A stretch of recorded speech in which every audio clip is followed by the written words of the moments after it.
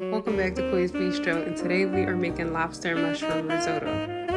Starting off, we will be prepping our lobster by snipping the legs. Now this step is a little unnecessary, however I'm going to be using the lobster shells to create my stock, and I don't need any little legs floating around, so I'm going to remove that. Secondly, I'm going to stick a skewer. Also, this step is optional. I don't want my tails to curl, so that's why I have the skewers to keep them straight. You want to fill up a big enough pot with about 10 to 12 cups of water, add a little salt, and then let your lobster tails cook for 8 to 10 minutes. Once your lobster tails are cooked, remove them from the boiling water and let them cool. And just like my previous video, I'm going to be dicing up some onions, that is to add flavor as well as a little bit of texture to our risotto. Now we cut our onions uniformly, however with the mushrooms you can give those a rough chop, and we want those to be fine as well. Not too fine as if you're making mushroom duxelle, but you do want to have nice pieces that'll hold texture. And just like our onions and lobster, we'll be moving our mushrooms to a separate tray as well. Next up, we're going to be building our lobster stock from our lobster shell, as well as adding 2 chicken bouillon squares. Into that, we're going to add 5 cups of water. Normally, I would go for using the chicken bones and build up my stock from scratch. However, I was on a time crunch, so I went the quick and easy route, which still turned out delicious, but if you can do everything from scratch, do it. Also, saffron is not required, however, I added it for that natural vibrant yellow. Let's begin building our risotto. So, we'll be starting off with 1 tablespoon of butter, but then we'll be adding more down the line. You will see that this recipe calls for a lot of butter, so if you are watching the carbs, I recommend not eating this dish, but if you want to treat yourself, absolutely go for it, just do small portions. To our melted butter, you want to add your onions as well as the mushrooms and let those saute for a good 2 to 3 minutes. The mushrooms are going to absorb a lot of the butter, so I'm going to add an additional tablespoon because we have to have an oil or fat in the pan to also toast our rice. And to that, you see I added 1 tablespoon of minced garlic, and we're going to stir that until it becomes fragrant, then we'll add our rice. To our onions and mushrooms, you now want to add 2.5 cups of arborio rice and give that a stir for about 2 to 3 minutes or until you smell the toastiness coming from the pan.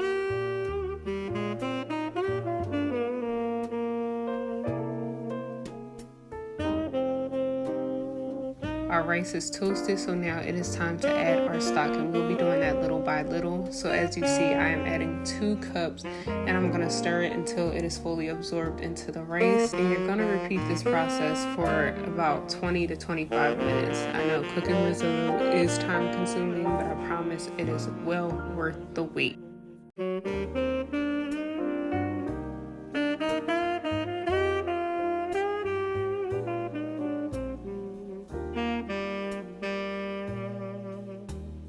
And after those 25 minutes are finally up, your risotto should look like this. Nice, smooth, fluffy, creamy, and this is even before adding more butter. I know they say 3 is the magic number, but I'm using 4 additional tablespoons of chilled butter to the risotto. You want to give that a good mix. And then after that, you want to add grated or shredded, preferably grated, freshly grated Parmesan cheese to your risotto and give that a good mix until everything is well incorporated.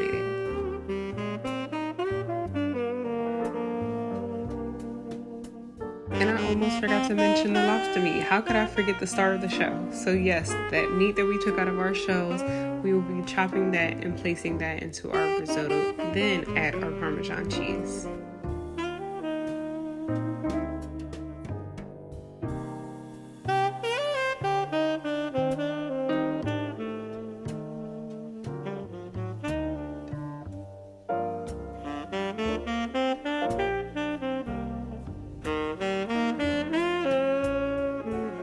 With a dish this rich, we are going to need to pair it with a vegetable, so I will be sauteing some broccolini. Now, I get it.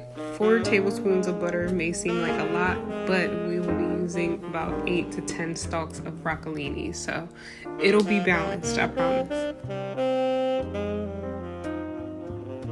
to our melted butter, we're going to add about a half tablespoon of minced garlic. You can use freshly chopped or jarred, whichever you prefer. It all works the same. Then we'll be adding about a third a cup of cooking wine, or you can use whatever drinking wine you prefer.